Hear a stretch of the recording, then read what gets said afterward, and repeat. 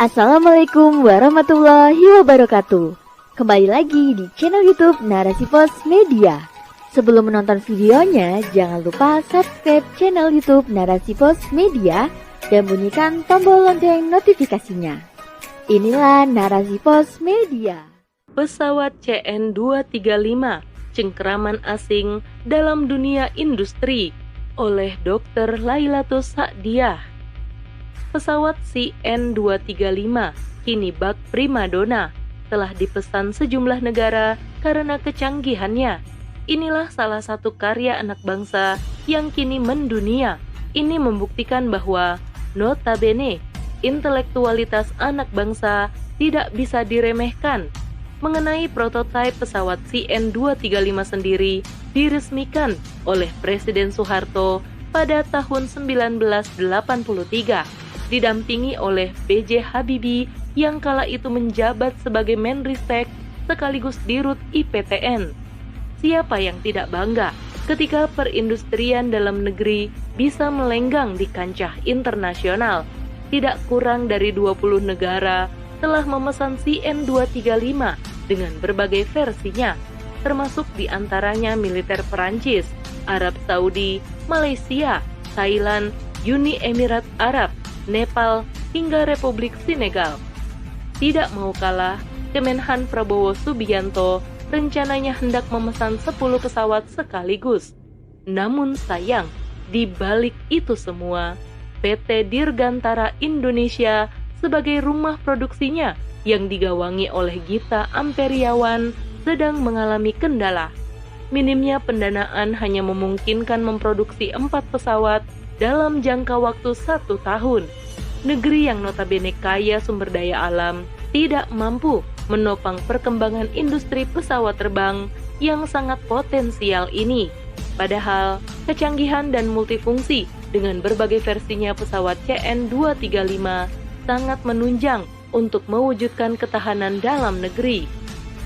Berdasarkan realita, pengembangan pesawat CN235 dengan berbagai versinya bukan semata-mata untuk kemajuan bangsa kita. Terbukti bahwa pengembangan pesawat CN235 dengan berbagai versinya adalah untuk memenuhi pesanan asing.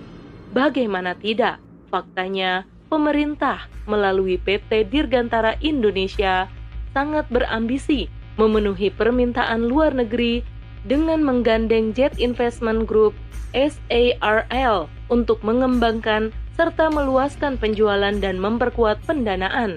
Jet Investment Group (SARL) sendiri adalah perusahaan yang bergerak di bidang perdagangan pesawat terbang sebagai penyedia solusi khusus untuk pembiayaan terhadap setiap pengadaan, baik untuk pemerintah maupun korporasi. PT Dirgantara Indonesia telah menandatangani MOU bersama Jet Investment Group (SARL) yang akan berlaku 10 tahun ke depan. Kerjasama tersebut mendapat restu dari Kemenhan Prabowo Subianto dengan tujuan memenuhi target kapasitas produk industri pertahanan dalam negeri, termasuk CN235. Dikutip dari Kompas, Prabowo Subianto mengatakan, "Kita boleh beli sebagian ke negara mitra di luar negeri, tapi syaratnya ada TOT dan offset. Dia harus membantu mengembangkan PTDI, dia harus investasi di sini." Sungguh menunjukkan karpet merah dari pemerintah untuk para korporasi, membuka peluang siapapun untuk investasi dalam industri dalam negeri. Dari sini dapat kita pahami, perjanjian antara pemerintah dengan perusahaan pastilah materi yang menjadi orientasi. Inilah bentuk komersialisasi industri. Lagi-lagi, kebijakan yang memuaskan ambisi korporasi bukan kepentingan anak negeri. Akibatnya, mengebiri independensi dan jiwa mandiri, menumbalkan potensi anak bangsa untuk kepentingan komersialisasi. Inilah sejatinya konsekuensi dari penerapan sistem kapitalisme. Paradigma keberadaan negara dalam Islam adalah untuk meriayah urusan umat, melindungi segenap jiwa, akal, agama, nasab, harta, kemuliaan, keamanan, dan ketahanan negara.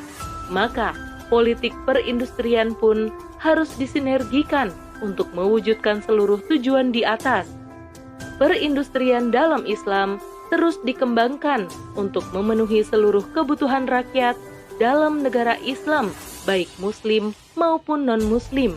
Jadi, negara tidak akan mengekspor suatu hasil industri jika kondisi dalam negeri masih membutuhkan. Selain itu, perindustrian dalam negeri juga dibangun atas dasar strategi dakwah dan jihad, baik itu jihad ofensif maupun jihad defensif, baik yang berupa fisik maupun non-fisik. Berkaitan dengan pengelolaan industri dalam negeri, harus disandarkan pada syariat Islam dan tidak boleh bergantung pada korporasi maupun orang-orang kafir, baik dari segi teknologi maupun politik perekonomian yang menopang industri. Karena hanya dengan inilah negara mampu mewujudkan perindustrian yang mandiri dan memiliki independensi, sebagaimana firman Allah dalam surat An-Nisa ayat 141. Dan Allah sekali-kali tidak akan memberi jalan kepada orang-orang kafir untuk memusnahkan orang-orang yang beriman. Dalam mengembangkan industri, pemerintahan Islam menempatkan negara sebagai penjamin terpenuhinya kebutuhan rakyat, bukan hanya sebagai regulator seperti kondisi saat ini. Jadi, kesejahteraan rakyat adalah hal yang paling utama.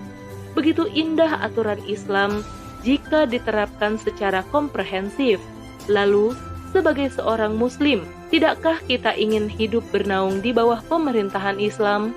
Namun, bukan semata-mata karena asas manfaat yang ingin kita dapatkan, tetapi karena ketaatan kita kepada Allah, Sang Pemilik kehidupan ini. Wallahu a'lam bishawab.